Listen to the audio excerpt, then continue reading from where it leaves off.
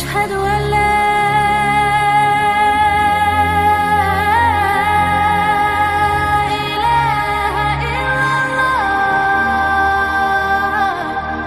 munculnya Imam Mahdi dan juga makhluk yang paling jelek yang Allah Subhanahu wa taala ciptakan untuk memfitnah manusia yang kita kenal di dalam Islam sebagai Dajjal. Ma'asyiral muslimin rahimani wa rahimakumullah. Sebelum saya menceritakan tentang dua manusia yang berbeda ini, suatu ketika Ali radhiyallahu an ketika menjadi khalifah di Kufah, ketika dia berkhutbah, tiba-tiba ada seseorang yang bernama Sa'ad bin Suhan al-Abdi radhiyallahu an bertanya kepada Ali radhiyallahu an. Kata Sa'ad bin Suhan, "Ya Amiral Mu'minin, mata yakhrujad Dajjal?" Wahai Amiral Mu'minin, kira-kira kapan munculnya Dajjal itu? Maka Amirul Mukminin Ali radhiyallahu an beliau mengatakan, "Wahai Sa'sa, engkau bertanya kepadaku sesuatu yang sangat besar, maka akan aku jawab dan tolong ingat-ingat jawabanku." Maka Ali radhiyallahu an mengatakan, "Idza amatan nasu shalawat," apabila manusia sudah mulai meninggalkan salat, "wa adha'ul amanah," apabila manusia sudah melalaikan amanah, "wa kana al-hilmu dha'fa wadh-dhulmu fakhra," dan ketika sifat lemah lembut sudah melemah di hati manusia, kemudian kezaliman semakin menguat dan menjadi sebuah kebanggaan, maka di situ Dajjal akan keluar.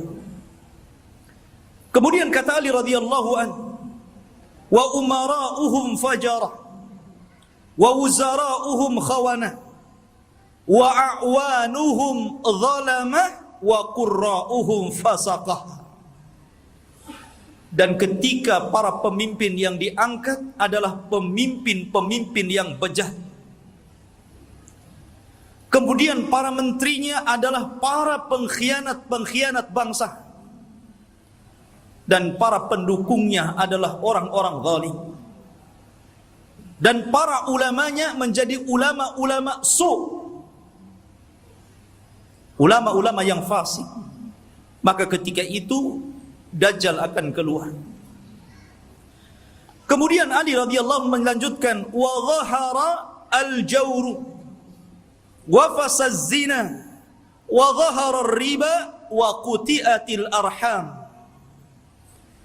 Dan ketika kezaliman dan kelaliman menyeruak di tengah-tengah bumi ini, kemudian menyebarnya zina, tampaknya riba, dan orang sudah mulai memutuskan silaturrahim, maka itu juga alamat telah dekatnya munculnya Dajjal. Kemudian kata Ali radhiyallahu an, "wattukhidatil qainat wa syuribatil khumur." Dan ketika manusia sudah mulai memanggil-manggil para penyanyi untuk menyanyi, kemudian khamar diminum secara bebas. Artinya di sini ikhwatu fiddin, maka kalau itu terjadi maka telah dekat kemunculannya. Dan hari ini kita lihat anak-anak kita dicuci otaknya oleh televisi-televisi. Kemudian dibayangkan kalau dia ingin seperti selebritis fulan dan fulana, karena merasa bahwa kalau menjadi artis dan selebritis itu hidupnya senang. Kemudian kata Ali radhiyallahu an, "wa nuqidatil uhud wa dhuyyatil atamat wa tawana an-nas fi salatil jamaah. Kemudian ketika manusia sudah mulai tidak peduli dengan janji, mereka khianati janji-janji. Kemudian sudah lemah. Orang lemah untuk melakukan qiyamul lail. Dan hari ini kita lihat ada orang ikhwatu fiddin, dia rela tidur di siang hari hanya untuk nonton bola dunia di malam hari. Bangun dia di malam hari, kopinya sampai 1 ember, biar nggak tidur. Dia rela seperti itu. Ya. Kemudian dan manusia sudah mulai lalai dan malas untuk solat di masjid, tentu bagi laki-laki. Padahal kata Ali radhiyallahu an, perhatikan, wa zakhraful masajid wa tawwalul manabir wa halul masahif. Padahal masjid pada hari ini kita saksikan hampir semua masjid itu tidak ada yang jelek, semua bagus, besar-besar, indah-indah. Tapi kemana orang-orang yang sholat di dalamnya? Kemudian menara tinggi-tinggi, sampai sekarang mencari masjid, mengenali masjid itu lebih mudah dengan cara apa? Melihat menara. Oh, di sana ada masjid. Dari mana antum tahu? Tuh menaranya. Artinya orang dimudahkan untuk mencari dan melangkahkan ke masjid. Karena apa? Tidak disusahkan orang cari masjid. Tapi orang malas ke masjid. Kemudian juga mereka mulai meninggalkan mushaf, padahal cetakan Al-Quran itu hampir setiap tahun dicetak, disebarkan di mana-mana. Quran itu tidak sulit untuk mendapatkannya. Tapi orang malas membaca Al-Quran. Ada yang mengatakan nunggu Ramadan, karena ada tadarus. Sampai Ramadan enggak juga baca Quran. Kemudian kata Ali radhiyallahu an, apabila ini sudah terjadi, maka dekatlah munculnya Dajjal. Kemudian Ali melanjutkan, wa akhadur rusha wa akalur riba wasta'malus sufaha wastakhaffu bid-dima. Ketika manusia sudah mulai mudah untuk memakan rasuah, sogok menyogok. Di negeri kita ini, korupsi itu bukan hanya tingkat level atas saja, level bawah pun sama. Bahkan antum buat KTP saja kadang-kadang ada pelicinnya ya. Bahasa rasuah itu kan bahasa pelicin katanya. Kalau ingin licin pakai oli saja lah. Jadi ikhwatu fiddin yang dimuliakan Allah Azza wa Jalla, dan ini sudah banyak di mana-mana. Hampir semua sektor pekerjaan itu mesti ada rasuah. Padahal Rasul mengatakan ar-rasi wal murtasi finnar. Orang yang memberikan sogokan, orang yang memakan sogokan sama-sama di neraka. Wa akalur riba. Dan orang sudah gemar memakan riba. Bahkan ada orang yang enggak mau kerja dengan cara menyimpan uangnya di bank-bank konvensional. Dia hanya makan bunganya saja. Bahkan riba di hari ini subhanallah luar biasa. Karena riba itu mudah didapati hampir di semua tempat. Di tiang listrik ada riba, di pohon pisang ada riba, di pagar-pagar orang ada riba, gitu kan. Silahkan pinjam dengan gadekan bunga kecil, kan. Jadi semua orang terlibat dengan riba. Kemudian ketika manusia sudah mulai menjadikan para pemimpin-pemimpin yang jahil, pemimpin-pemimpin yang bukan bidangnya, dia letakkan di situ. Harusnya ketika Anda mencari pemimpin atau pengurus untuk memimpin sesuatu, cari pemimpin-pemimpin yang layak dan bisa mengurus urusannya. Contoh saja umpamanya, yang paling mudah pesantren ataupun yayasan. Kadang orang-orang mencari pemimpin yang bukan orang-orang ahli agama. Macam mana orang yang bukan ahli agama memimpin pesantren yang notabene di situ diajarkan Al-Quran dan Sunnah? Jadi apa itu pesantren jadinya? Ini okelah pesantren-pesantren. Lah yang lebih dari itu seperti kepala desa, lurah, camat, bupati, sampai kepada presiden. Ketika manusia sudah melalaikan itu. Dan mereka juga menganggap remeh persoalan darah. Kalau orang sudah menganggap remeh persoalan darah, ikhwan, maka itu alamat telah dekat keluar Dajjal. Anda bisa saksikan hari ini di medsos, setiap hari kita mendengar ada orang yang membunuh dan ada orang yang dibunuh. Sampai sering saya katakan orang yang membunuh bingung kenapa bisa membunuh, orang yang dibunuh lebih bingung lagi kenapa Anda membunuh saya. Apa alasan saya Anda bunuh? Makanya bayi-bayi yang dibuang itu kemudian meninggal dalam kardus, meninggal di solokan, meninggal di tong-tong sampah, meninggal di parit-parit, itu di hadapan Allah akan datang ke hadapan Allah dan mengatakan wal mau'udatu su'ilat bi ayyi dzambin qutilat. Atas dosa apa kau bunuh aku? Aku ini salah apa? Aku masih kecil. Aku tidak mendolimi siapapun. Aku masih fitrah. Kenapa aku dibunuh? Kemudian kata Ali radhiyallahu anhu, kalau sudah seperti ini, dekatlah munculnya Dajjal. Kemudian kata Ali radhiyallahu anhu, wa ba'ud dina bid dunya. Dan ketika manusia sudah mulai menjual agama dengan murahnya urusan dunia. Ada seorang wanita nikah dengan bule, nikah dengan orang-orang yang di luar daripada agama Islam. Dia rela pindah agama, yang penting rekening saya gendut, kendaraan saya mewah, rumah megah, kos-kosan banyak, dan begitu seterusnya. Kemudian kata Ali radhiyallahu anhu, wattajaratil mar'atu ala zawjiha hirsan ala dunya. Diperhatikan ibu-ibu. Dan ketika kaum wanita mudah untuk meminta cerai kepada suaminya hanya urusan dunia.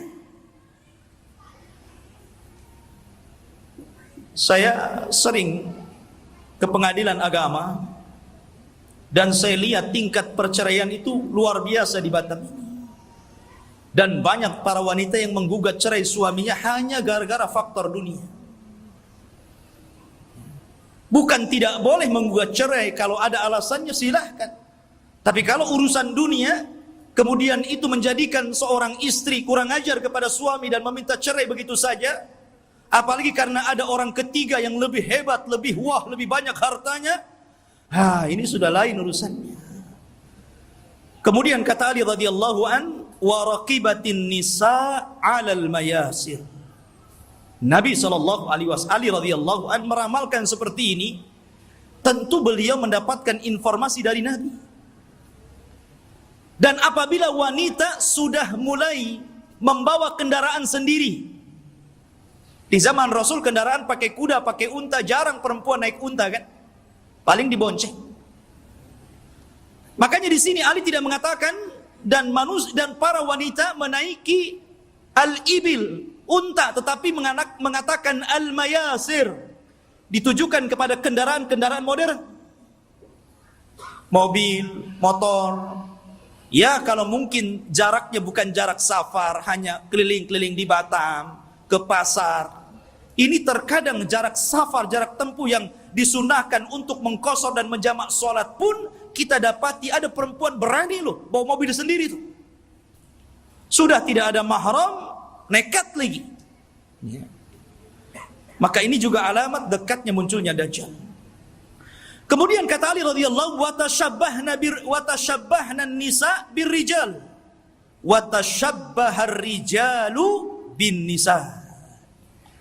Ketika mulai perempuan meniru gaya laki-laki, dan ketika laki-laki sudah memakai atribut-atribut perempuan, maka ini pun telah dekat munculnya Dajjal. Kita saksikan hari ini. Kalau laki-laki cari levis ke pasar, habis tuh diborong perempuan. Kalau laki-laki cari celana jeans gitu kan, habis nggak ada, diborong sama mbak-mbak katanya. Akhirnya laki-laki terpaksa beli rok,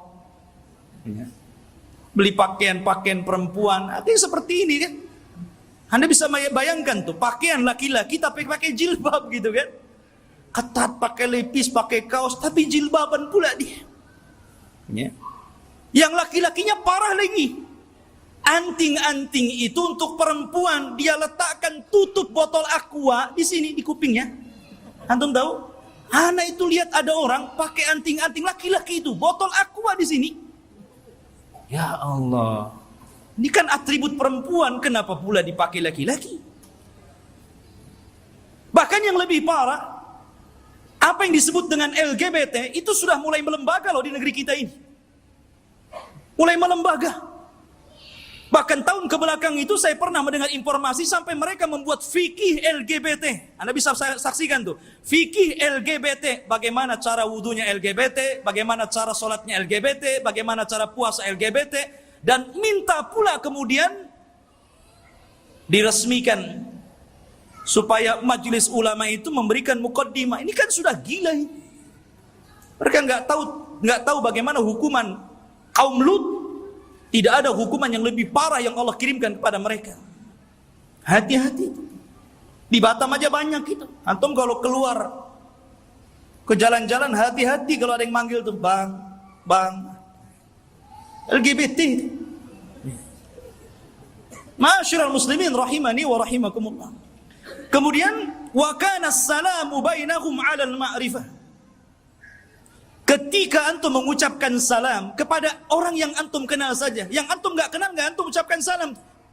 Padahal jelas nih yang pepasan dengan kita ini pakai songkok, pakai pakaian koko gitu kan, rapi. Kita yakin dia muslim. Ya jalan biasa saja. Paling antum itu mengucapkan salam sama yang antum kenal saja. Kalau nampak ada janggutnya, celananya cingkrang, pakai gamis, assalamualaikum. Nah ini sudah tanda-tanda ini. Kemudian kata Ali radhiyallahu an, wa syahida syahidun min ghairi an yustashhad wa halaf min ghairi an yustakhlaf. Ketika manusia sudah mulai berani menjadi saksi padahal dia bukan saksi, bersumpah padahal dia tidak diminta sumpah, anda bisa mendapatkan di pengadilan-pengadilan ini. Ada orang yang saksi itu dijual, dibeli. Kamu jadi saksi bayar sekian. Kamu bersumpah saya bayar sekian. Ini banyak sekali yang seperti ini. Saksi jualan. Kemudian kata Ali radhiyallahu an, wa labisu juludad dha'ni ala qulubid di'ab wa kanat qulubuhum amarrun minas sabri wa alsinatuhum ahla minal asli wa sarairuhum antanu minal jiyaf. Dan ketika manusia-manusia sudah memakaikan bulu-bulu kambing, kulit-kulit kambing pada hati-hati serigala. Padahal hati mereka adalah hati yang beracun, yang tidak pernah sabar. Padahal mulut mereka hanya manis di bibir, tapi tidak sebagaimana hatinya. Dan kehidupan pribadi mereka lebih busuk dibandingkan bangkai, kata Rasul. Nabi SAW ingin menyindir siapa? Kayak Ali radhiyallahu ingin mengisyaratkan kepada manusia siapa? Orang-orang yang hanya menampakkan kebaikan, padahal di belakangnya orang ini buruk. Bahasa kitanya pencitraan saja. Biar orang mengenal saya ini baik, saya ini begini, dan begitu seterusnya. Dan zaman sekarang subhanallah, nyalon RT saja itu janjinya banyak. Itu baru RT itu. Nanti gang ini kita aspal, nanti solokan ini kita perbaiki. Habis jadi RT wassalam kan begitu. Kemudian wal tumisal fiqhu li ghairi din wa unkiral ma'ruf wa urifal munkar. Dan ketika manusia memberikan kecerdasan mereka bukan kepada urusan agama, ketika itulah maka manusia akan mengingkari yang ma'ruf dan mereka akan cenderung melakukan mungkar. Kan banyak ikhwan, kita sebagai orang tua tentu kita bisa melihat potensi anak. Anak saya ini cerdas, hafalannya mudah, ya. Harusnya kalau orang tua sudah tahu anak ini ada bakat kecerdasan, arahkan ke agama. Mumpung mereka masih bisa merekam gitu kan. Kalau sudah tua, susah, ibarat menulis atau mengukir di atas lautan gitu kan, di atas air. Ya nggak mungkin. Tapi kalau mengukir di atas batu sih masih berbekas. Maka dari sini ketika kecerdasan bukan kepada urusan agama, tapi untuk urusan dunia, maka orang pasti akan mengingkari yang ma'ruf dan akan melakukan kemungkaran. Kata Ali, kalau sudah tersusun beberapa masalah ini, maka pasti kedekatan munculnya Dajjal sudah dekat. Fannajatun najah, hati-hati kalian, selamatlah, selamatkan diri-diri kalian dan selamatkan diri-diri kalian. Ikhwatu fiddin yang dimuliakan Allah Subhanahu wa taala. Kita tahu bahwa ketika fitnah sudah menyebar di sana dan di sini, apa yang saya katakan tadi, dan hampir semua yang dikatakan Ali radhiyallahu an berlaku. Dan itu kita saksikan bermunculan setiap hari, dan Anda bisa saksikan di medsos-medsos yang kita lihat setiap hari. Apa yang disebutkan Ali itu bermunculan untuk satu-satu. Lah ketika ini sudah terjadi, maka muqaddimah alamat kiamat besar akan muncul. Apa muqaddimah alamat kiamat besar? Khurujul Mahdi, keluarnya Imam Mahdi. Ini yang kita akan bahas. Ma'asyiral muslimin rahimani wa rahimakumullah. Kita tahu bahwa kemunculan Imam Mahdi dan kemunculan Dajjal itu hampir beriringan. Imam Mahdi dulu, baru kemudian Dajjal. Dan Nabi SAW mengatakan Dajjal tidak mungkin keluar kecuali ala khiffatin minad din wa qillatin minal ilmi. Dajjal tidak mungkin keluar sampai manusia lemah dalam agama dan sedikit pengetahuan tentang Dajjal. Ketika orang sudah tidak berkhutbah lagi menceritakan tentang Dajjal, ketika pengajian-pengajian sudah tidak disinggung lagi tentang bab Dajjal, ketika orang-orang sudah tidak peduli dengan kisah-kisah Dajjal, maka ketika manusia lalai, muncullah makhluk yang jahat ini. Ma'asyiral muslimin rahimani wa rahimakumullah. Pada minggu yang lalu sedikit saya akan ulas sebelum kemunculan Imam Mahdi. Nabi SAW mengatakan Imranu Baitil Maqdis kharabu Yathrib. Apabila pusat kekuatan kaum muslimin sudah dipusatkan di Baitul Maqdis, di Yerusalem, alhamdulillah, kita bersyukur kepada Allah Subhanahu wa taala. Allah telah menggagalkan keinginan barat untuk memindahkan Israel Raya di tengah-tengah kota Yerusalem. Ini sebuah nikmat. Tapi walaupun kemudian terjadi, maka itu adalah alamatul qiyamah. Itulah yang memang akan berlaku di akhir zaman. Berarti kalau ini berlaku, tanda-tanda itu semakin dekat dan dekat. Kata Nabi SAW, apabila seluruh kaum muslimin dari belahan dunia sudah mempusatkan kekuatan mereka di Yerusalem, tepatnya di Baitul Maqdis, kharabu Yathrib. Ketika itu kota Yathrib, kota Madinah dan Mekah akan ditinggalkan manusia. Padahal Mekah dan Madinah itu ketika itu dalam posisi sebaik-baiknya ekonomi, tapi akan ditinggalkan dan akan berhijrah ke Baitul Maqdis. Wa kharabu Yathrib khurujul malhamah. Dan ketika Yathrib roboh, Madinah roboh, kosong, tidak ada orang karena hijrah semua ke Syam, maka ketika itu muncullah malhamatul kubra, perang besar. Malhamah itu diambil dari kata-kata lahmun. Lahmun itu artinya daging. Kenapa kemudian peperangan disangkut pautkan dengan daging? Karena ketika itu peperangan, setelah orang melakukan peperangan dengan alat-alat canggih, maka alat-alat itu kemudian dimusnahkan, maka kembali peperangan menjadi peperangan kembali ke alat-alat tradisional. Boleh jadi mungkin diawali dengan perang nuklir dulu, karena masing-masing negara punya nuklir gitu kan. Masing-masing negara punya rudal, punya senjata hebat. Boleh jadi muqaddimah peperangan ini dilakukan dengan cara perang teknologi dulu. Setelah kemudian hancurnya negeri-negeri, senjata pun sudah tidak ada lagi, hanya bangkai-bangkai besi-besi tua. Disitulah kemudian peperangan akan kembali ke perang tradisional. Disinilah pembenaran sabda Nabi SAW agar Anda melatih diri dengan cara berkuda, dengan cara menombak, dengan cara memanah, dengan cara berpedang. Karena perang akan kembali ke zaman itu. Ma'asyiral muslimin. Kemudian wa khurujul malhamah. Apabila telah nampak malhamah, orang berperang dengan pedang, sehingga daging tercabik-cabik dan melayang kemana-mana, darah muncrat kemana-mana, ketika terjadi malhamatul kubra, atau dalam bahasa barat Armageddon gitu kan, dalam masalah bahasa kita malhamatul kubra, maka ketika itu kaum muslimin menguasai Konstantinia. Apa Konstantinia? Konstantinia adalah Konstantinopel. Akan dikuasai. Di mana Konstantinopel itu? Di Turki sana. Jadi kaum muslimin akan menguasai sampai ke sana. Wa fathul Konstantinia, dan ketika Konstantinia dikuasai kaum muslimin, bangsa Rom sampai ke Italia, sampai ke ibu kota Italia.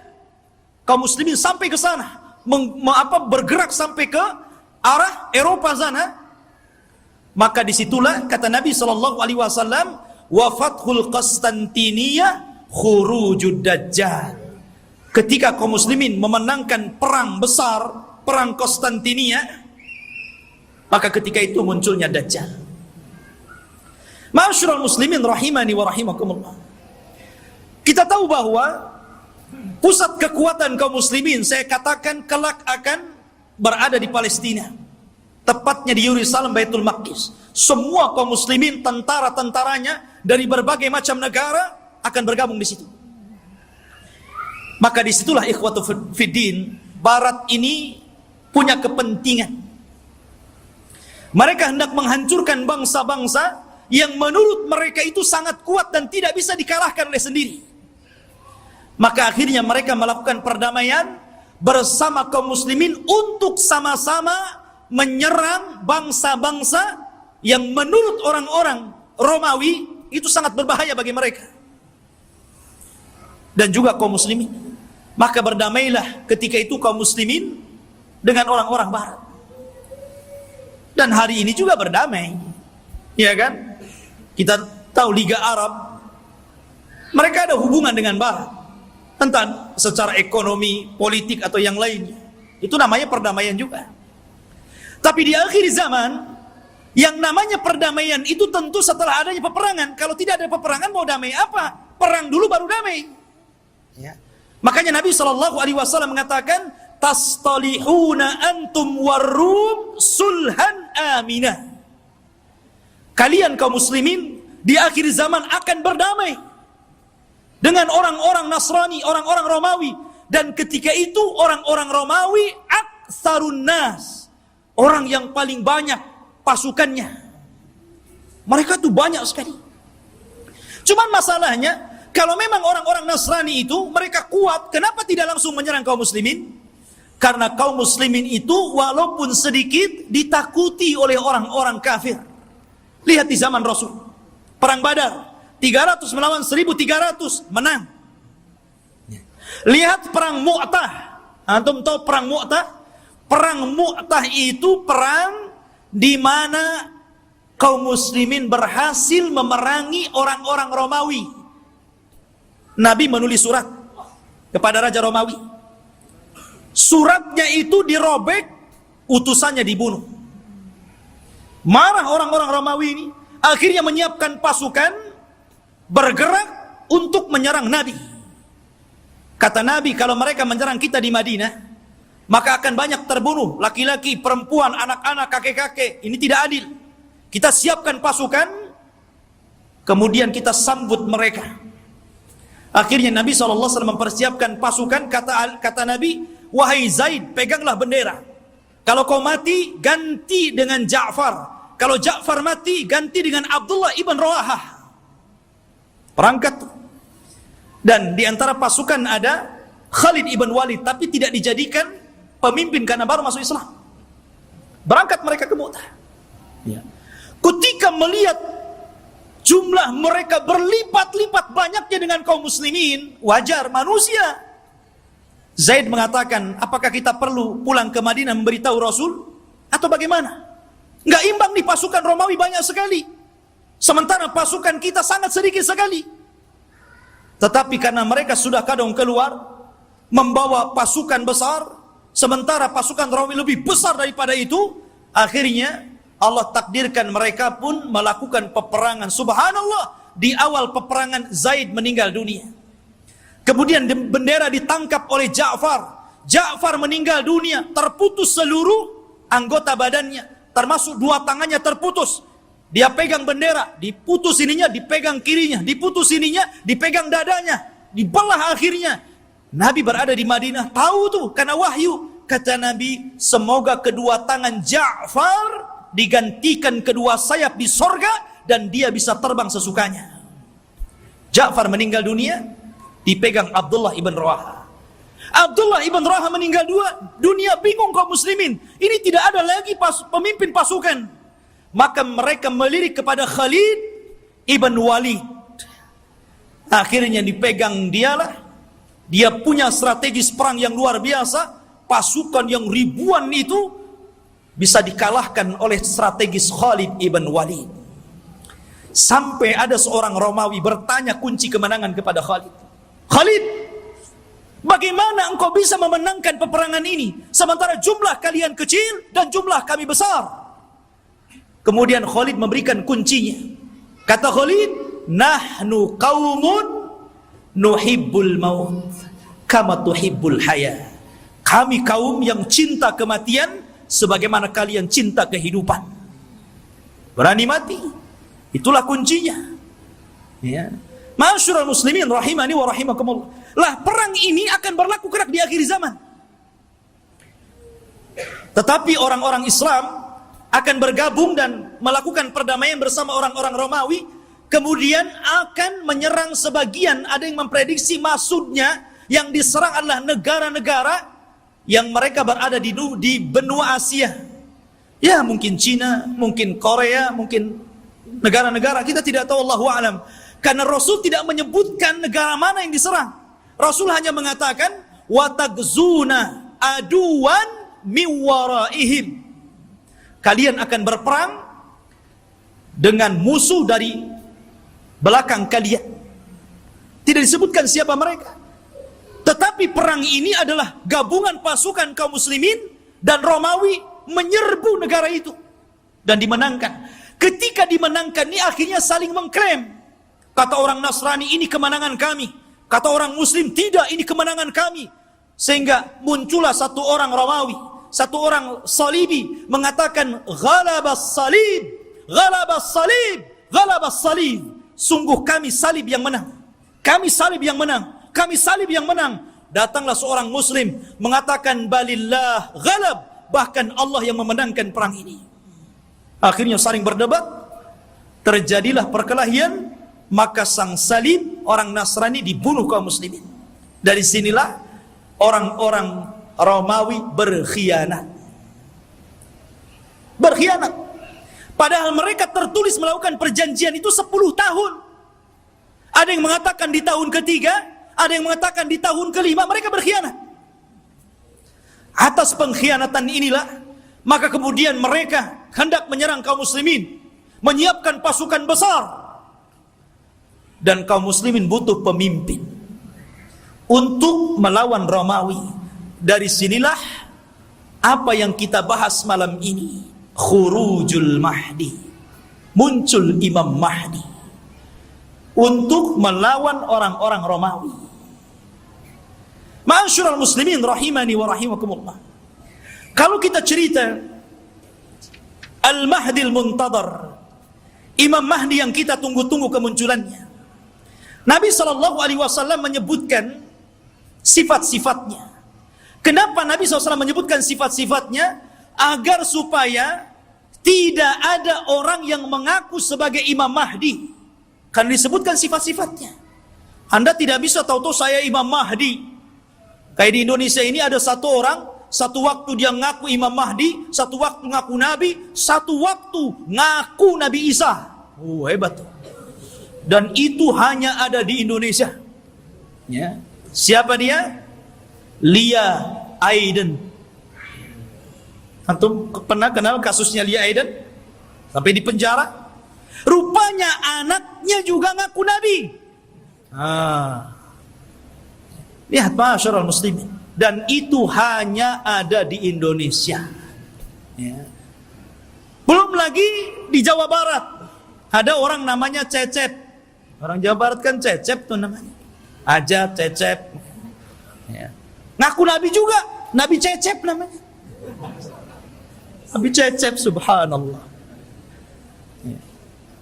Kemudian belakangan ada namanya Ahmad Musaddiq. Sampai gempar.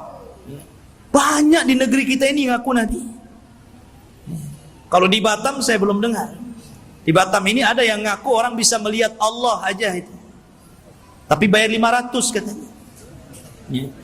Jadi intinya bahwa Imam Mahdi ini dijelaskan sifatnya, dijelaskan tanda-tanda kemunculannya, dan dia disabdakan Nabi SAW, laulam yabqa minad dunya illa yaumun.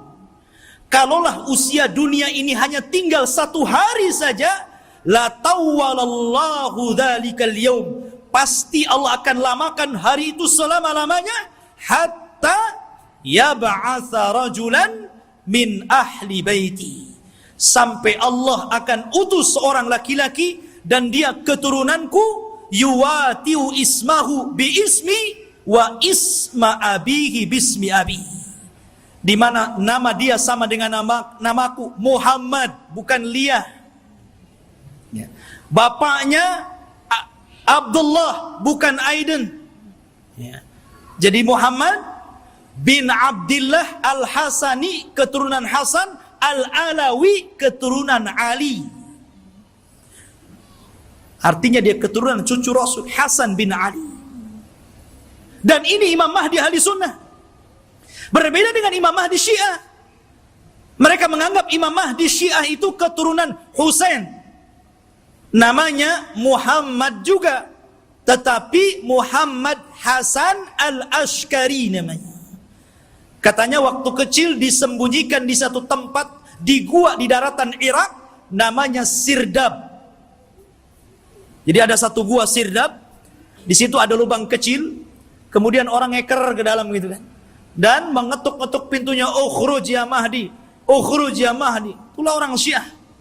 Setiap hari ada yang menggedor-gedor pintu, keluar wahai Mahdi, keluar wahai Mahdi. Yang enggak keluar enggak ada Mahdinya. Ya. Ma'asyiral muslimin rahimani wa rahimakumullah. Maka Al-Mahdi itu keturunan Hasan.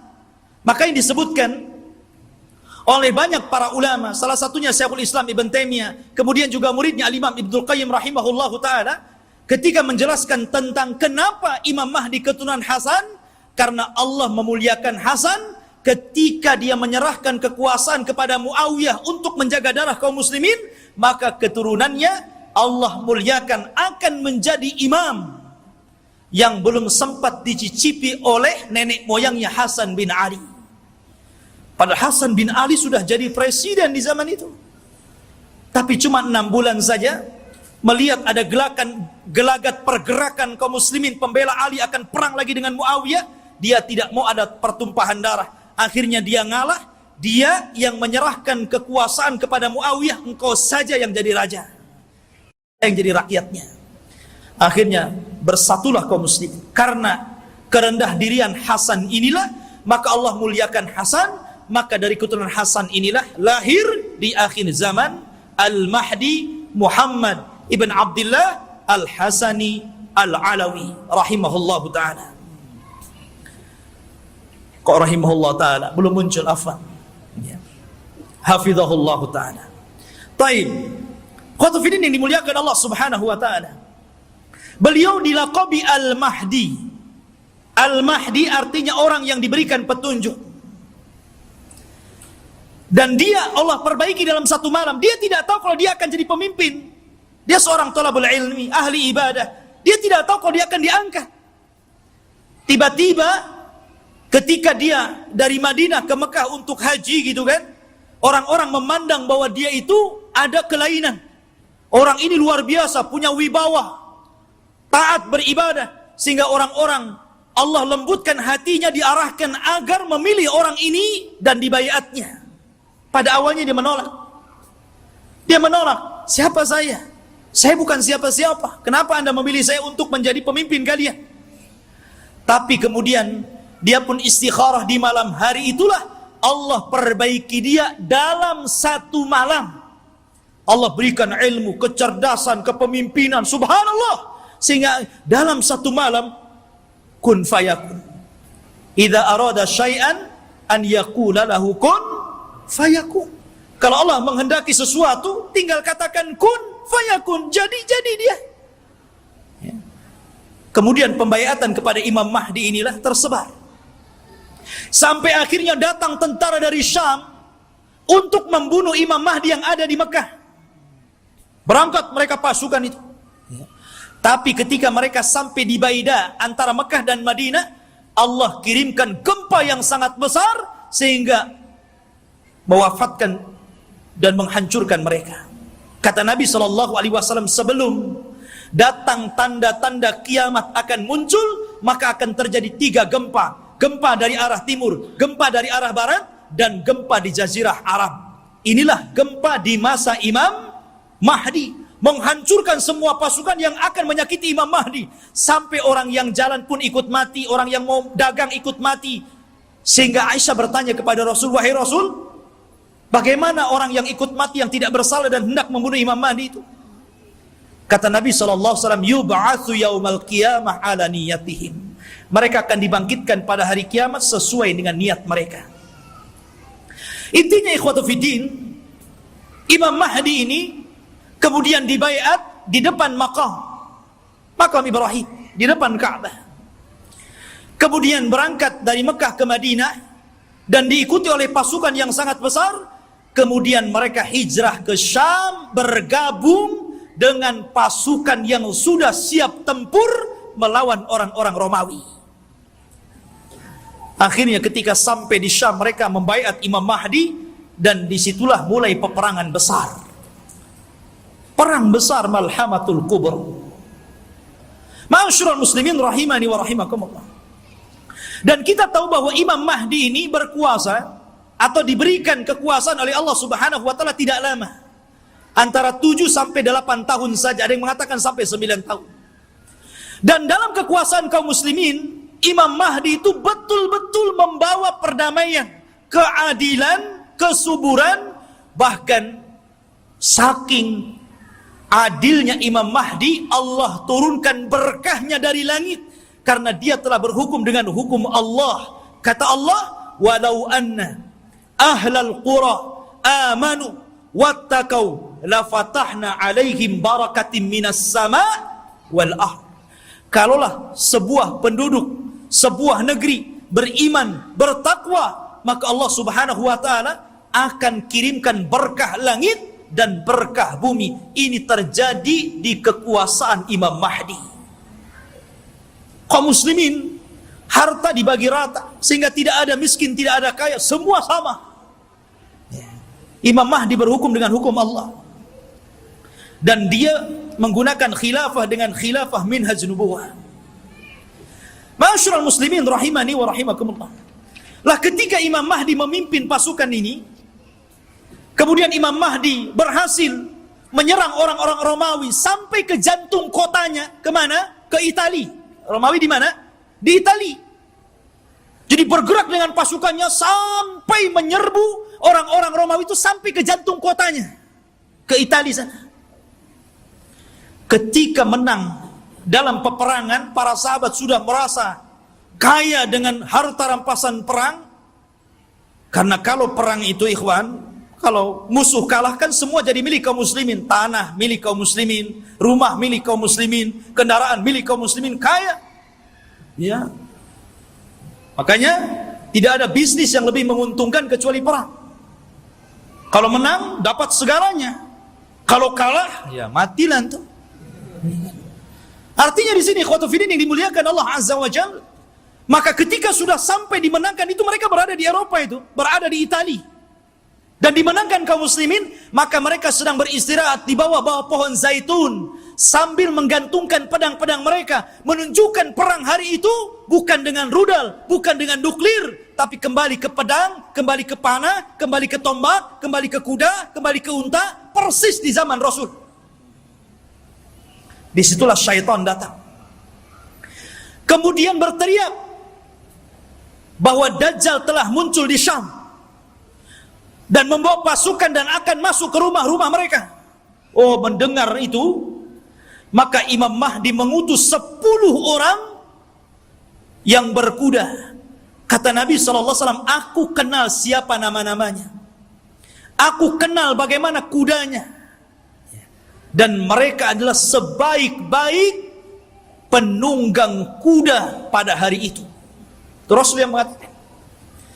Jadi mereka diutus Rasul untuk membenarkan apakah kedatangan Dajjal itu memang ada ataukah hanya isu. Jadi 10 orang ini yang sudah dijanjikan oleh Nabi SAW, kelak Imam Mahdi akan mengutus 10 orang. Rasul tahu namanya, Rasul tahu kudanya, dan mereka adalah penunggang-penunggang yang terbaik ketika itu. Berangkatlah 10 orang ini ke Syam. Rupanya tidak benar, tidak ada pasukan Dajjal yang akan menyerbu rumah-rumah mereka. Tapi memang pada hari itu Dajjal muncul.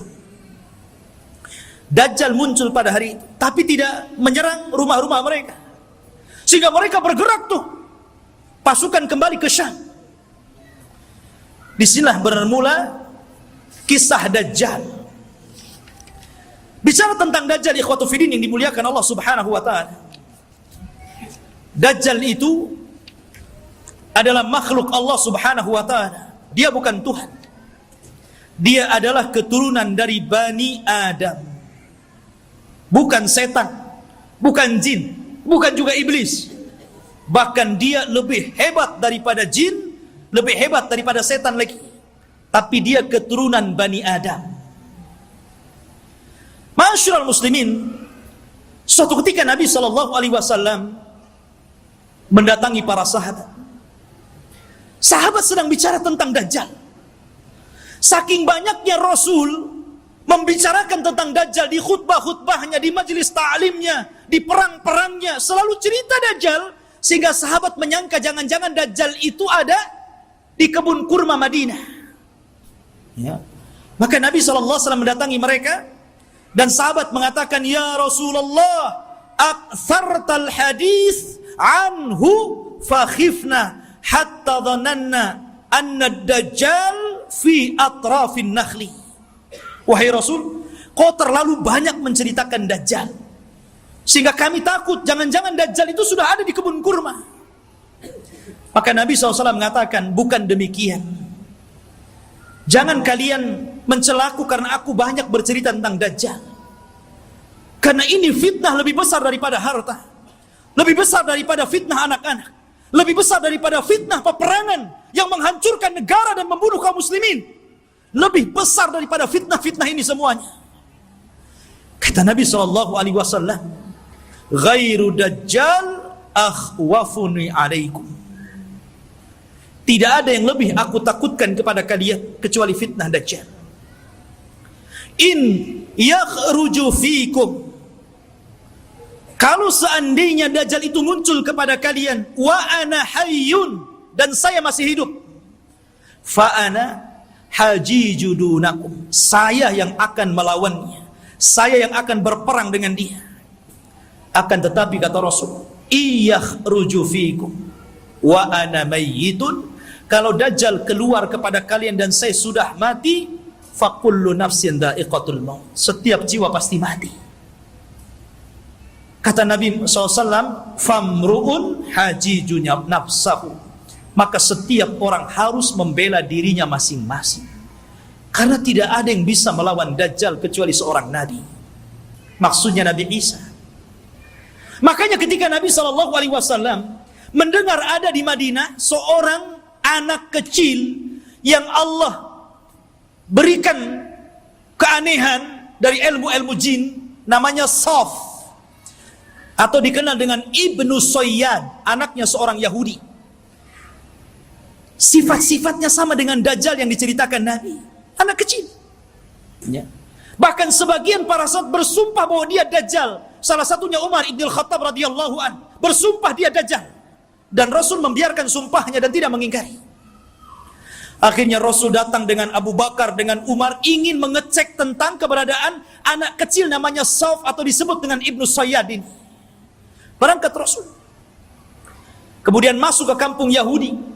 Rupanya betul ada anak kecil yang sedang bermain-main dengan anak-anak yang lainnya. Kemudian Nabi memanggil anak kecil namanya Sauf itu dan mengatakan, "Ya Sauf, atashhadu anni Rasulullah?" Wahai Sauf, apakah engkau bersaksi saya adalah utusan Allah?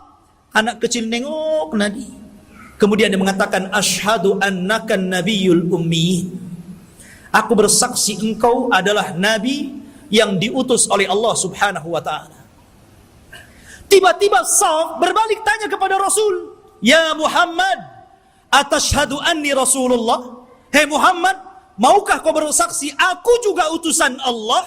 Bayangkan, anak kecil ngomong di hadapan Rasul, mau enggak kau bersaksi saya juga utusan Allah sama dengan kamu? Kata Rasul, "Amantu billahi walir rasul." Aku beriman kepada Allah dan kepada Rasulnya saja. Bahkan Nabi SAW makin yakin. Karena Dajjal itu kemunculannya akan mengaku Nabi dan berakhir mengaku Tuhan. Ya. Maka kemudian kata Nabi SAW, "Ya Sauf, inni khaba'tu laka khaba'an." Wahai Sauf, dalam hatiku, dalam dadaku, aku menyembunyikan beberapa kalimat. Karena ketika itu Rasul baru diturunkan ayat kepadanya, surah kepadanya. Namanya Suratul Dukhan. Dan itu para sahabat belum tahu, baru turun kepada Rasul Suratul Dukhan. Makanya Nabi menyembunyikan ayat itu dalam dadanya. Kata Rasul, "Wahai Sauf, wahai Ibnu Sayyad, aku menyembunyikan beberapa kalimat di dadaku. Coba tebak apa?" Kata si Sauf ini memandang dada Rasul. Tiba-tiba dia mengatakan, "Duh, duh." Dia tidak bisa mengatakan dukhan, tapi sudah benar awalnya. Karena Rasul menyembunyikan kalimat dukhan. Tapi dia tidak sempurna. Dia mengatakan duh, duh, duh. Maka Rasul langsung mengatakan, "Ikhsha falan ta'du wa qadrak." Jelek engkau, celaka engkau. Engkau tidak mungkin bisa meneruskan kalimat-kalimat yang ada di dadaku. Tapi dari Rasul makin bingung. Jangan-jangan ini betul-betul Dajjal nih. Ya, dia tahu isi hati saya gitu. Anak kecil si Sauf ini. Ya. Akhirnya Rasul pulang. Kemudian pada waktu yang lain dia ajak lagi Umar dan Abu Bakar ingin mengecek lagi keberadaan si Sauf ini. Setelah ketemu dan hendak kemudian diintai dan kembali ingin diuji, tiba-tiba datang ibunya melihat ada Rasul sallallahu alaihi wasallam dan ibunya kenal. "Ya Sauf, ataka Muhammadun. Ya Sauf, ataka Muhammadun." Hei Sauf, Muhammad sudah datang di sampingmu. Maka Sauf pun kemudian langsung pergi kemudian di belakang ibunya. Kata Nabi SAW, "Lau tarakathu latabayyana amruhu." Kalau ibunya ketika itu tidak memanggil-manggil, tentu aku sudah tahu siapa si Sauf ini. Apakah Dajjal atau bukan Dajjal.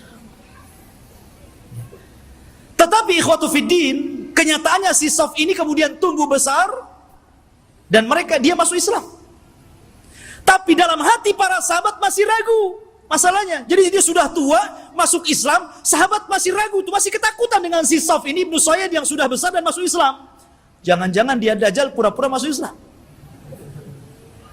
Jadi suatu ketika Abu Sa'id Al-Khudri radhiyallahu an, ketika Sauf ini hendak berangkat haji dan para sahabat banyak yang sudah berangkat duluan, rupanya Abu Sa'id Al-Khudri ketinggalan dan Sauf atau Ibnu Sayyad yang sudah tua, sudah dewasa gitu kan. Ketika itu Abu Sa'id Al-Khudri karena kecapean kemudian berada di bawah pohon untuk istirahat. Tiba-tiba si Sauf ini baru datang mau haji juga gitu kan. Dan Abu Sa'id Al-Khudri sangat ketakutan dengan Sauf ini karena Rasul pernah mengatakan dan sebagian para sahabat bersumpah dia Dajjal, itu masalahnya. Tiba-tiba ikut pula di samping Abu Sa'id, ikut duduk di situ. Gemetar Abu Sa'id ini. Ya. Tapi Sauf mengatakan, "Ya Abu Sa'id, aku tahu engkau takut kepada aku. Tapi coba pikirkan wahai Abu Sa'id. Bukankah Dajjal itu tidak punya anak? Aku punya anak. Bukankah Dajjal tidak mungkin masuk Islam? Aku masuk Islam. Bukankah Dajjal itu tidak mungkin datang ke Mekah dan tidak juga menginjak Madinah? Aku bisa ke Mekah, aku bisa ke Madinah. Kenapa kau ragu? Aku ini sedih, kenapa orang-orang menuduhku Dajjal? Ya. Dari situ Abu Sa'id Al-Khudri agak tenang. Tetapi Abu Sa'id Al-Khudri menjadi ketakutan di endingnya ketika Ibnu Sayyad atau Saf mengatakan, tetapi ya Aba Sa'id, aku tahu di mana letaknya Dajjal. Ketika dia ngomong begini, langsung diambil barang-barangnya, kabur dia. Ya. Dia tahu di mana letaknya Dajjal. Ya. Awalnya dia sudah merendah tuh. Tahu-tahu endingnya yang gak enak gitu kan. Tapi ya Aba Sa'id, ana azri aina maudhi'ad Dajjal. Saya tahu di mana Dajjal berada. Masya Allah. Makanya suatu ketika Abdullah bin Umar radhiyallahu an pernah membuat marah, dipukulnya Ibnu Sayyad sampai marah. Karena marah Ibnu Sayyad, Ibnu Umar ketakutan, akhirnya lari ke rumah Hafsah. Dia melapor gitu kan, ya Hafsah, saya tadi pukul Saf, Ibnu Sayyad dia marah. Kata Saf, kata saudaranya Hafsah ini, wahai Abdullah bin Umar, kau sudah tahu bagaimana sabda Rasul tentang kemunculan Dajjal. Dajjal tidak mungkin keluar kecuali karena kemarahan yang sangat besar. Hati-hati kamu. Ya. Dari situ ikhwatu fillah yang dimuliakan Allah Azza wa Jalla, sehingga para ulama ini mengatakan Saf ini Dajjal atau bukan. Tetapi pendapat yang kuat, boleh juga dia Dajjal, tapi Dajjal min Dajjajin. Dajjal yang lainnya. Karena Rasul mengatakan di akhir zaman akan muncul dajjaluna kadzabuna salasuna kulluhum yadda'una annahum nabi. Akan muncul zamannya di mana dajjal para pendusta 30 orang akan mengaku dia nabi. Maka mungkin boleh jadi salah satunya adalah Ibnu Sayyad. Karena Ibnu Sayyad tidak dikisahkan meninggalnya, tiba-tiba dia hilang begitu saja. Ya. Ma'asyiral muslimin, ataupun mungkin dia jasus, mata-matanya Dajjal, kita tidak tahu. Tapi yang jelas Dajjal itu sudah ada. Di zaman Nabi SAW sampai ada kisah yang luar biasa dari seorang sahabat namanya Tamim ibnu Aus Ad-Dari. Tamim ibnu Aus Ad-Dari ini masuk Islam belakangan, 2 tahun sebelum wafatnya Rasul. Di tahun ke-9 Hijriah dia baru masuk Islam. Dan dia seorang pelaut. Jadi suatu ketika Tamim Ad-Dari ini banyak berjasa juga dalam Islam, walaupun dia tidak lama berjumpa dengan Rasul, tapi dia orang yang menerangi masjidnya Rasul dengan pengalamannya, dan dia pula yang membuat mimbar Rasul. Ini Tamim ibnu Aus Ad-Dari ini. Ya. Jadi suatu ketika sebelum dia masuk Islam, dia berlayar ke lautan. Tidak tahu di laut mana, karena kemunculan Dajjal itu tidak jelas. Cuman Rasul mengatakan dari arah timur kota Madinah. Ketika Rasul, apakah di laut Syam? Tidak. Apakah di laut Yaman? Tidak. Lalu di mana? Dari timur Madinah. Dari timur Madinah yang mungkin mengarah ke Irak, ke Iran begitu kan. Karena Dajjal juga akan muncul di situ. Jadi Tamim ibnu Aus Ad-Dari ini berlayar. Tiba-tiba diombang-ambingkan dengan 30 awaknya. Kemudian terdampar di satu tempat, semuanya hutan belantara. Ada yang mengatakan di laut Yaman. Jadi ketika dia merasa, ini saya sudah mati atau belum? Rupanya belum mati. Maka dengan pasukannya masuk ke dalam hutan. Di tengah hutan dia mendapatkan satu binatang, subhanallah, nggak tahu belakang, nggak tahu depan, karena buluan semuanya, berbulu dari atas ke bawah. Dan itu makhluk yang pertama kali dijumpai oleh Tamim Ad-Dari. Gimana nggak takut? Nggak pernah melihat makhluk seperti itu. Maka dengan ketakutannya dia mengatakan, siapa kamu? Ya. Kata Tamim Ad-Dari, kaget loh, ini binatang tak bisa ngomong. Dia mengatakan, kami dari Arab. Terus balik nanya, siapa kamu? Ana jassasa. Jassasa itu artinya jasus, mata-mata. Maksudnya mata-matanya. Ya. Maka kemudian siapa jassasa? Jassasa tidak mengatakan. Jassasa hanya mengatakan, engkau sudah ditunggu orang. Dia sudah lama bertahun-tahun mencari kabar, ternyata orang yang ditunggu sudah datang. Datanglah kau ke salah satu gubuk atau rumah besar yang ada di tengah hutan. Kau temui dia. Dia sudah lama menunggu kalian. Berangkatlah Tamim dan 30 awaknya ke tempat yang diisyaratkan makhluk tadi. Rupanya ada. Masuk ke dalam rumah, ada orang yang diborgol tangannya, diborgol kakinya, diborgol lehernya. Tiba-tiba mengatakan kepada orang ini, dari mana kalian? Maka Tamim dengan ketakutan mengatakan, nahnu minal Arab, kami dari Arab. Kalian dari Arab? Taib, saya akan bertanya kepada kalian, bagaimana kondisi kebun kurma Baisan? Kebun kurma Baisan, ma'ruf, kurmanya dulu sangat luar biasa. Kata Imam Madari, subhanallah, kebun kurma Baisan itu kebun kurma yang kualitasnya tinggi, berbuah terus, tidak pernah nggak berbuah, saking suburnya. Maka Rasul mengatakan sebentar lagi tidak ada kurmanya. Kata para peneliti, hampir sudah 100 tahun yang silam dari sekarang ini, sudah tidak berbuah lagi kurma-kurma yang ada di Baisan itu. Kemudian kata orang ini mengatakan, bagaimana kabar tentang telaga yang ada di Tobariyah, telaga Tobariyah. Dan telaga Tobariyah itu telaga yang dijadikan orang-orang Israel untuk diambil air minum bersih mereka. Apakah nyusut atau tidak? Kata dia, oh masih banyak airnya. Dan katanya hari ini, saya baca di Google itu, ya bisa percaya bisa tidak Google. Kalau ingin yakin, antum ke sana saja ke Israel. Ya. Katanya sudah surut hampir 30-40% airnya. Artinya apa yang dikatakan orang ini menjadi sebuah kenyataan.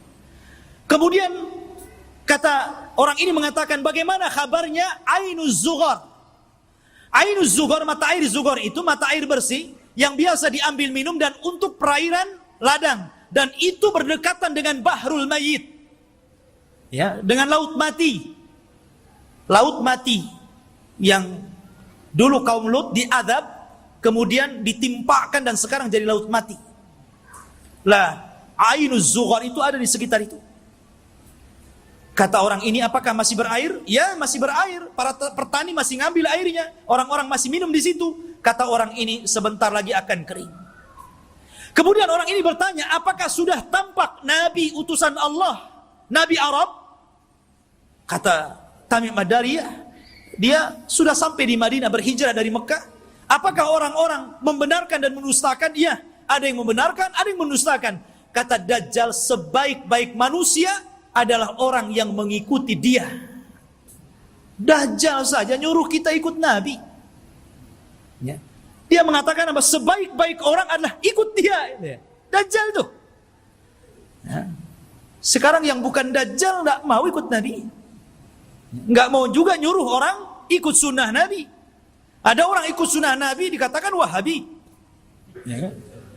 Ma'asyiral muslimin rahimani wa rahimakumullah. Maka kemudian Tamim Ad-Dari ketakutan, gak mau lagi berdialog banyak-banyak, gitu kan?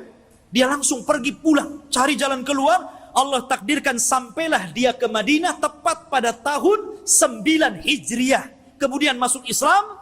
Disitulah dia bercerita tentang pertemuan dia dengan makhluk yang aneh itu. Kata Nabi, tahukah kamu, manusia yang kau temui itu adalah Dajjal. Artinya sudah pernah ditemui salah seorang sahabat.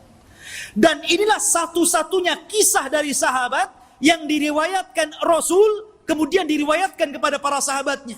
Rasul tidak pernah mengambil riwayat dari para sahabat. Yang ada sahabat meriwayatkan dari Nabi. Ini tidak, Nabi meriwayatkan dari sahabat, kemudian diriwayatkan ke sahabat yang lainnya. Satu-satunya sahabat yang diambil riwayatnya adalah Tamim Ad-Dari. Karena Rasul kan tidak punya, apalagi Tamim Ad-Dari seorang Nasrani sebelumnya. Ya. Maka dari situ ikhwatu fiddin, kata Nabi SAW di hadapan para sahabatnya, dia bercerita sambil bawa tongkat. Maka Nabi SAW mengatakan, kelak Dajjal itu akan sampai ke sini. Maksudnya Madinah dan Mekah, tapi dia tidak akan bisa masuk. Dajjal itu hanya bisa yatarakab, hanya bisa mengintip di balik bukit Uhud. Karena seluruh kota Madinah dan Mekah akan dipagari malaikat, di tangannya pedang-pedang yang siap untuk membunuh Dajjal. Dajjal ketakutan. Dia hanya bisa melihat dari atas bukit Uhud. Dilihatnya Masjid Nabawi, tepatnya kuburan Nabi, bercahaya warna putih. Kemudian Dajjal mengatakan, "Hada qasrul abiyad, hada qasru Ahmad." Inilah istananya Muhammad. Inilah istana putih. Dan subhanallah, apa yang dikatakan Dajjal menjadi sebuah kenyataan. Kalau antum umroh atau Allah takdirkan antum haji gitu kan, cobalah antum melihat Masjid Nabawi di malam hari dari kejauhan. Naiklah ke Bukit Uhud gitu kan, antum lihat Masjid Nabawi, tepatnya kuburan Rasul, maka akan dilihat ada cahaya putih. Dari tempat itu ada cahaya putih yang ke atas, membenarkan apa yang dikatakan Dajjal. Dan Dajjal tidak akan sanggup masuk ke kota ini, maksudnya kota Madinah, sambil memukul-mukul, hadhihi tayyibah, hadhihi tayyibah, hadhihi tayyibah, kata Rasul. Inilah negeri yang disucikan, inilah negeri yang disucikan, inilah negeri yang disucikan. Dajjal tidak mungkin masuk ke negeri ini, Mekah dan Madinah. Makanya di zaman itu salah satu tempat yang aman dari Dajjal, berangkatlah antum ke Mekah dan Madinah. Cuman sayang nggak ada pesawat. Antum kira-kira naik apa tuh dari Batam ke sana? Ya, nggak ada lagi pesawat terbang. Ya, mungkin belum sampai dah mati antum di jalan. Ya. Jadi khotbah yang dimuliakan Allah Azza wa Jalla, kata Nabi SAW ketika bicara Dajjal, beliau mengatakan, sesungguhnya ayyuhan nas, innaha lam takun fitnatun ala wajhil ardi mundu dara Allahu dzurriyyata Adam a'zam min fitnatid Dajjal. Wa innallaha lam yab'ats nabiyyan illa hadzara ummatahu Dajjal wa ana akhirul anbiya wa antum akhirul umam. Wahai manusia, tidak ada satupun fitnah yang lebih dahsyat ketika Allah menciptakan anak Adam dibandingkan fitnah Dajjal. Karena andailah seluruh dukun-dukun yang ada di dunia dikumpulkan, kemudian melakukan kontes sihir, maka sihir mereka jauh di bawah sihir Dajjal. Nggak ada dukun, walaupun satu dunia melawan Dajjal, nggak akan bisa dilawan. Sihirnya luar biasa. Ya, itu dukun tuh. Memang luar biasa sihirnya.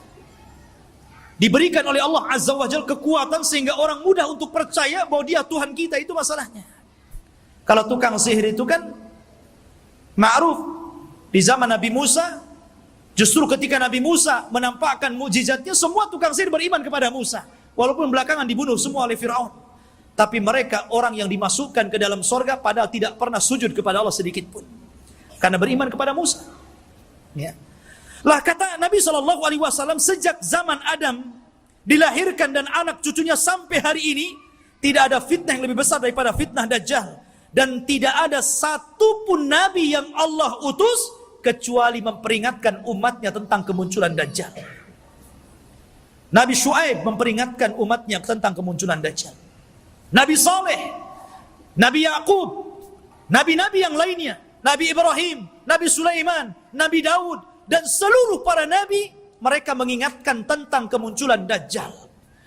Kalau seluruh para nabi dan rasul mengingatkan akan kemunculan Dajjal, termasuk juga Nabi kita Muhammad SAW, maka cukuplah ini bukti bahwa fitnah Dajjal itu sangat dahsyat karena seluruh para nabi memperingatkannya. Ini antum harus paham. Ya. Ma'asyiral muslimin, sedikit kita mengenal ciri-ciri Dajjal. Dajjal itu keriting rambutnya. Bukan berarti yang keriting dia Dajjal. Jadi dia memiliki rambut keriting yang dipintal. Makanya Dajjal itu kusut sekali mukanya. Ya kan? Jadi antum tahu orang-orang yang keriting habis dikeriting dipintal lagi. Ya. Tetapi dia tidak hitam kulitnya. Biasanya kan yang kriwal yang dipintal-pintal itu kan kebanggaan orang-orang yang berkulit hitam kan. Dajjal tidak, kulitnya putih. Ada yang mengatakan kemerah-merahan. Jadi memang dia putih, tapi kusut. Ya. Kemudian dia buta sebelah mata kanannya dan ada daging tumbuh di matanya, menonjol seperti anggur keluar. Jadi ada daging tumbuh. Kemudian di dahinya tertulis kafir. Bisa dibaca oleh seorang mukmin, baik yang pandai baca ataupun yang buta huruf. Semua bisa baca.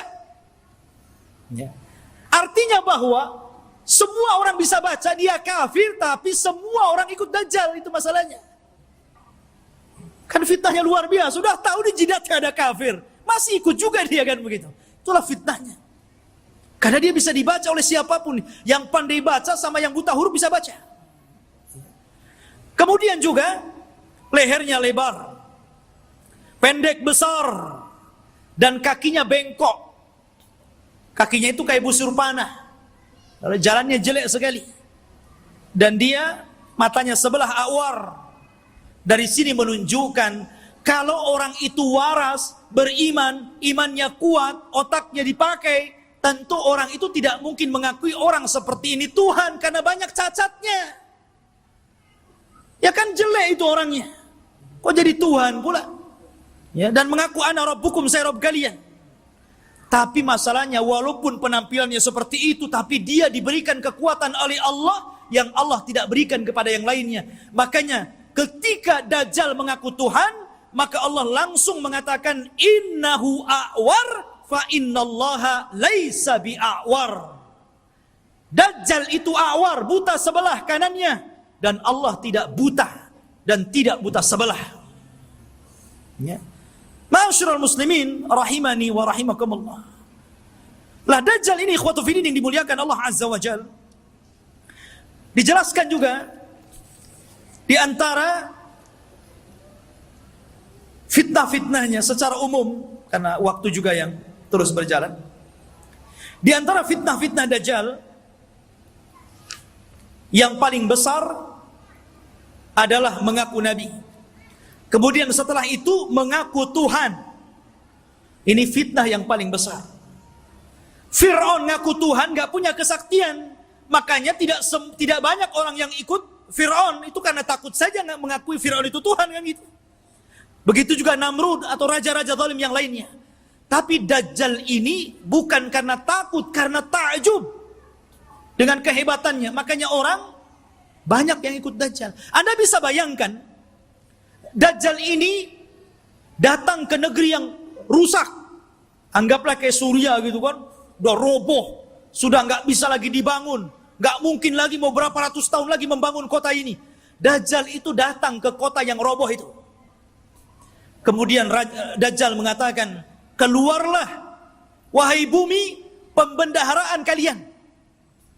Tiba-tiba kota itu kembali cantik. Ya kan? Kembali subur, kembali mewah, kembali megah.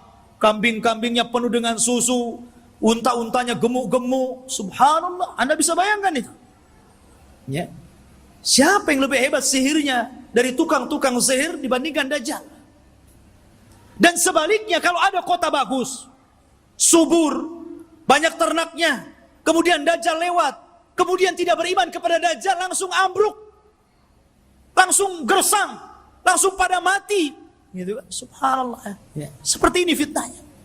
Bahkan suatu ketika Dajjal ini mendatangi sebuah perkampungan, kemudian mengatakan, bagaimana kalau kuhidupkan keluarga kalian, apakah ibu kalian, apakah anak yang kalian cintai, atau siapalah terserah di antara keluarga kalian, siapa yang mau kuhidupkan, kuhidupkan. Tapi syaratnya setelah itu beriman bahwa aku Tuhan kalian. Wah, orang kampung keluar semua tuh. Maka yang ingin ibunya dihidupkan, kata Dajjal, ditunjuk kuburan ibunya itu. Maka setan datang, fatamatsala lahu kemudian berubah menjadi seolah-olah ibunya, seolah-olah anaknya, seolah-olah suaminya, seolah-olah bapaknya, seolah-olah kerabat-kerabatnya. Akhirnya mereka pun berkumpul, kemudian memeluk suaminya, istrinya, ibunya, macam-macam, dan mengatakan kepada keluarganya, ikutilah orang itu karena dia adalah Tuhan. Nah, lihat. Seperti itu, nggak ada tukang sihir yang bisa kayak gini. Kecuali Dajjal. Ya. Sampai suatu ketika dia hendak mendatangi Mekah dan Madinah. Dajjal memukulkan kakinya beberapa kali pukulan, terjadi gempa. Akhirnya seluruh orang kafir dan munafik yang ada dalam Madinah keluar semuanya. Ketika itu ada anak muda yang kuat imannya menantang Dajjal. Dia cari Dajjal di kerumunan pasukannya yang diikuti 70 orang-orang Asfahan, Yahudi Asfahan. Dan mereka menggunakan selendang-selendang yang hari ini orang-orang Yahudi memakainya, toyalis.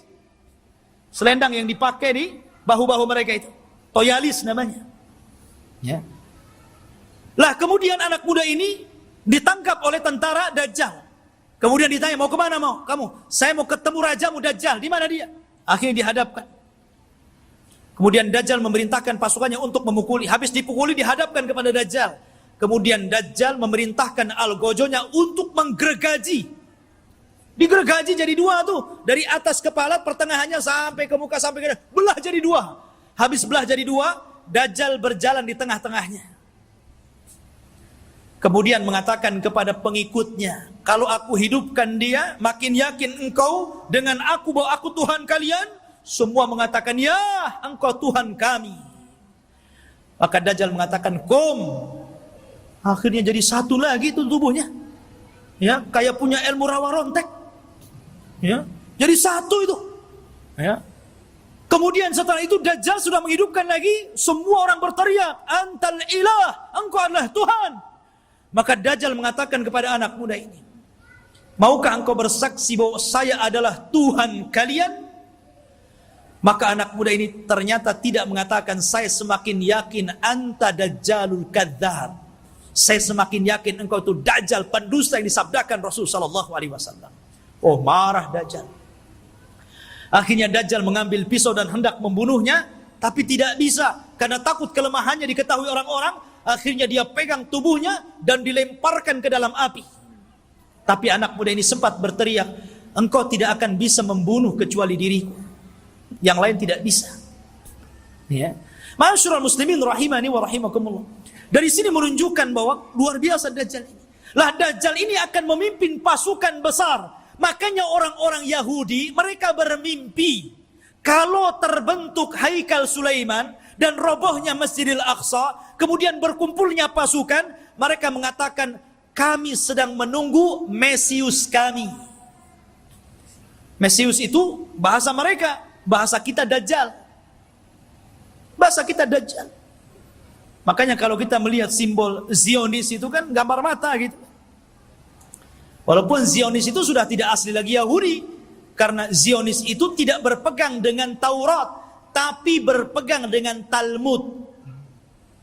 Talmud itu Taurat yang sudah dirobah-robah, yang kemudian menjadi protokoler Yahudi. Harus begini, harus begini, harus begini. Itu Talmud, bukan Taurat. Mereka mengklaim saja Taurat, lahirlah agama Zionis ini. Ya. Intinya bahwa kenapa orang-orang Yahudi bermimpi untuk merebut Yerusalem? Ya tadi, karena di situ mereka memimpikan bahwa Mesius akan datang kepada mereka dan akan memimpin mereka. Ini dibenarkan dalam Islam. Karena Dajjal itu akan muncul di situ. Dan akan dibunuh juga di situ. Di Babil Lud. Atau gerbang Lud yang sekarang menjadi kota yang diagungkan orang-orang Israel. Di tengah-tengah Israel. Babil Lud itu. Dan Dajjal akan dibunuh di situ. Makanya ikhwatu fillah ini dimuliakan. Wajar kalau orang-orang Yahudi berusaha untuk menguasai dunia karena mereka bermimpi bahwa Dajjal akan memimpin mereka. Tapi mereka tidak paham bahwa apa yang mereka mimpikan juga ada dalam Islam. Dan kita tidak mimpi, ini sebuah kenyataan.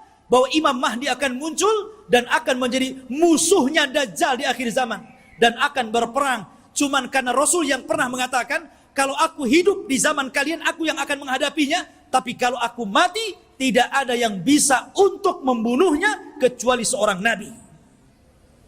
Makanya ketika Umar kembali kepada kisah Ibnu Sayyad, Sauf anak kecil itu, ketika dia meramal apa yang di dada Nabi, Umar mengambil pedang dan mengatakan, da'ni adrib unuqah. Rasul, izinkan aku penggal si Ibnu Sayyad ini. Kata Rasul, jangan Umar. Kalau dia Dajjal, engkau tidak bisa membunuhnya. Ada orang lain yang akan membunuhnya. Tapi kalau dia bukan Dajjal, fala hajata laka biqatli, tidak ada hajat engkau membunuhnya, ngapain, biarkan saja dia. Ya. Artinya di sini bahwa terjadinya peperangan pasukan Imam Mahdi dengan Dajjal ini tidak seimbang. Karena Dajjal ini pasukannya banyak, bukan pasukan Yahudi Aspahan yang 70.000 saja, tapi akan diikuti oleh tentara-tentara yang sifat-sifatnya persis seperti tentara Mongol. Belum lagi para wanita, belum lagi pasukan-pasukan yang lainnya.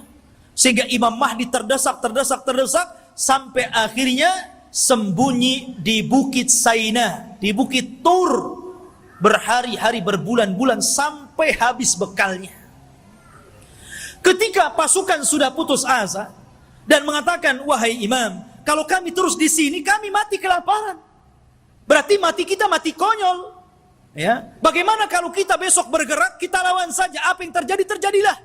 Kan begitu. Akhirnya kemudian Imam Mahdi sepakat dengan pasukannya, setelah sholat subuh mereka siap bergerak, apapun yang akan terjadi tetap perang bersama Dajjal. Rupanya Allah takdirkan, disitulah langit digelapkan. Setelah langit digelapkan, tiba-tiba ada cahaya. Rupanya dari dua malaikat yang mengapit seseorang yang nafasnya bisa membunuh sejarak sekian dan sekian kalau dihirup orang kafir. Dialah Nabi Isa bin Maryam. Turun. Kemudian turun sampai berada di tengah-tengah pasukan Al-Mahdi Al-Muntadhar. Ketika itu sudah azan dan siap sholat. Maka melihat bahwa yang turun adalah Isa Al-Masih. Maka Imam Mahdi menyuruh agar dia menjadi imam sholat, tapi menolak. Setiap kaum ada amirnya. Maka engkau amir kaum itu, maka kaulah yang sholat. Maka Imam Mahdi menyolati, kemudian Nabi Isa sholat di belakangnya. Ini menunjukkan kalau andai kata Isa dan Musa hidup di zaman sekarang, Anda mengikuti Nabi Musa dan Isa, Anda akan sesat. Isa saja sholat di belakang Imam Mahdi. Ya. Karena tidak berhak menyebarkan agamanya. Maka setelah sholat itulah, subhanallah, Isa mengusap wajah-wajah pasukan Imam Mahdi dan menyebutkan tingkat derajat mereka di sorga. Wallahi, tidak ada manusia yang lebih bahagia dibandingkan orang yang diusap wajahnya oleh Isa, karena disebutkan derajatnya di sorga. Subhanallah. Ya. Dan itulah pasukan yang tersisa. Karena pasukan ini kan ada yang gugur, ada yang melarikan diri. Yang sepertiga pasukan melarikan diri, kata Rasul, yang melarikan diri Allah tidak akan memberikan tobatnya kepada mereka. Yang sepertiga yang gugur, maka kata Rasul, mereka adalah sebaik-baik syuhada. Dan yang sepertiganya yang ikut Imam Mahdi inilah yang terus berperang sampai akhirnya melawan Dajjal. Ketika itu Isa memberikan pilihan dan mengatakan, ukhayyirukum bisalas, aku berikan 3 pilihan kepada kalian. Pilihan yang pertama, kalian tidak usah berperang, di sini saja bersembunyi. Aku akan berdoa kepada Allah, Allah kirimkan gempa sehingga menenggelamkan seluruh pasukan Dajjal Dajjal-Dajjalnya. Atau yang kedua, aku akan berdoa kepada Allah agar Allah kirimkan pasukan, tapi bukan kalian. Pasukan inilah yang kelak akan membunuh Dajjal, dan kalian tidak perlu capek, sembunyi saja di sini. Atau yang ketiga, besok kita berangkat, saya pimpin kalian, kita lawan Dajjal, dan aku akan berdoa kepada Allah, semoga tangan-tangan Yahudi dan seluruh pengikut Dajjal tidak sanggup mengangkat pedangnya sehingga engkau tinggal mudah menebas lehernya. Yang ketiga yang enak nampaknya. Ya. Akhirnya mereka memilih yang ketiga itu. Ya. Diambilnya yang ketiga. Maka setelah sholat subuh, diusap wajah, kemudian disebutkan tingkatannya di sorga, mereka pun turun pasukan dari Bukit Saina dipimpin Nabi Isa bin Maryam, maka mereka tinggal tebas saja itu pasukan Dajjal itu. Akhirnya karena terjadi kelemahan, seluruh pasukan Dajjal tunggang langgang, lari ke sana kemari, sembunyi di batu. Batu bisa bicara, hei muslim, Yahudi di belakang, bunuh dia. Senang, ada dia, bunuh. Gitu kan. Masuk gua ngomong. Masuk pohon ngomong. Tidak ada satupun makhluk kecuali dibuat bicara oleh Allah. Bagaimana Allah hinakan itu? Mereka nggak bisa sembunyi. Mau sembunyi di mana? Semua makhluk Allah bicara. Hei Muslim, ini Yahudi bunuh di sini. Ya. Akhirnya mereka lari ke sebuah pohon yang dijanjikan bahwa pohon itu bisa melindungi mereka. Kata Nabi SAW, kecuali satu pohon, mereka tidak akan bicara. Mereka akan melindungi orang-orang Yahud. Dan pohon itu disebut Gharqad namanya. Pohon Gharqad. Makanya sekarang karena hadis ini sudah bocor sampai ke Israel, maka orang Israel membuat perkebunan sehijau-hijaunya dengan pohon Gharqad. Tapi sayang kemarin kebakaran. Nanam lagi.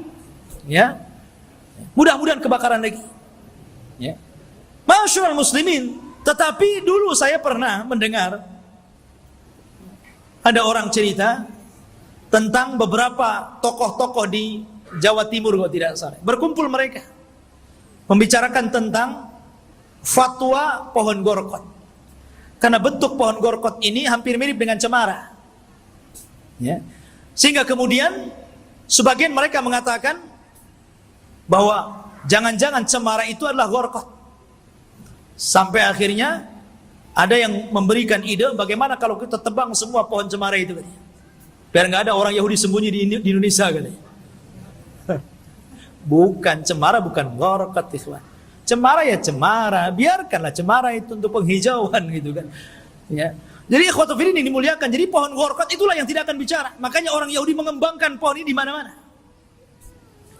Tetapi Dajjal berhasil dibunuh oleh Nabi Isa di Babul Lut. Babul Lut, benteng Lut, yang sekarang jadi kota di Israel. Disinilah Nabi Isa mampu membunuh Dajjal, memenggal kepalanya, kemudian mengatakan kepada pasukan Yahudi dan Nasrani, inilah kepala kalian, inilah pemimpin kalian sudah kubunuh. Dari situ mereka menyerah. Lah yang tersisa dari orang-orang ahli kitab, dari orang Yahudi dan Nasrani, akhirnya mereka beriman kepada Allah lewat perantara Isa, tapi bukan ikut agama Isa sebagaimana prasangka Nasrani. Mereka ikut agama Muhammad lewat perantara Isa, dan itu diisyaratkan dalam Al-Quran, wa im min ahlil kitab illa la yu'minan nabihi qabla mautihi. Dan sebagian ahli kitab kelak akan beriman kepada Allah dan agama Muhammad sebelum wafatnya Isa bin Maryam, karena Isa akan berkuasa selama 40 tahun. Rupanya fitnah tidak berhenti. Ya. Nanti kita ceritakan fitnah yang lebih besar, yang lebih hebat lagi. Fitnah yang kita kenal dengan Ya'juj dan Ma'juj. Kisahnya luar biasa. Ya. Kisah Ya'juj dan Ma'juj itu luar biasa sekali untuk kita ceritakan. Dan insya Allah kita lanjut pada minggu depan.